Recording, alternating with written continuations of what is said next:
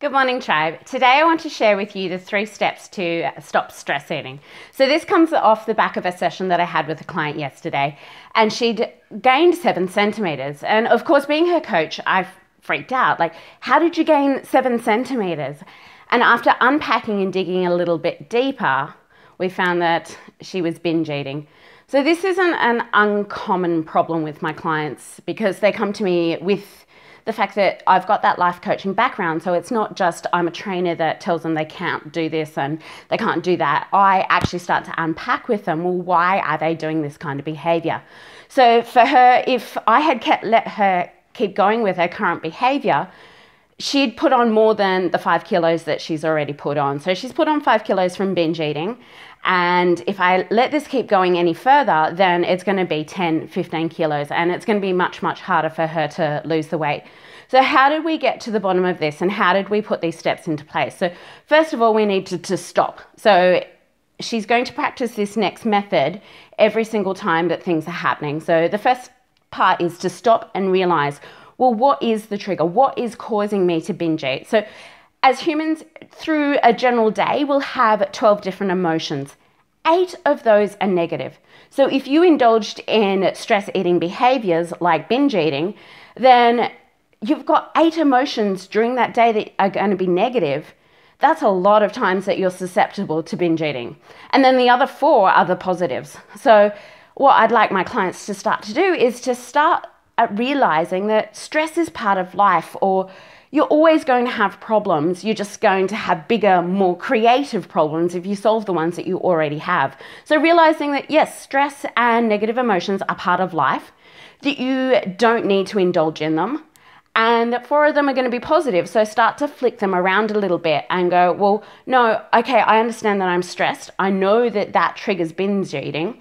And this is that realization phase. The next part is to interrupt that behavior. So choose something that's a lot more resourceful. So for this client, it is, instead of going home with the kids, it's to go to the park or go play outside with them. So she's getting out of that environment, which is the kitchen, where she's more inclined to stress eat. For me, going back would have been 7, 8 years ago when I was indulging in stress eating, I'd jump in the shower because that cold water was enough to change my state. It was enough to pattern interrupt, to go, no, get out of this position that you're in, do something different. Otherwise, for some people, it might be going for a walk with their dog or listening to music or dancing around. I've got another client that if she feels stressed, she bangs out 10 squats right there, right then, and 10 push-ups. And that for her is enough to pattern interrupt to get her out of that state. So first of all, we've got realize that negative emotions happen and that you're doing unresourceful behavior. 2 is interrupt, so pattern interrupt, do something different, and then reward. Another thing to think about is, well, how are you going to reward yourself when you've done well?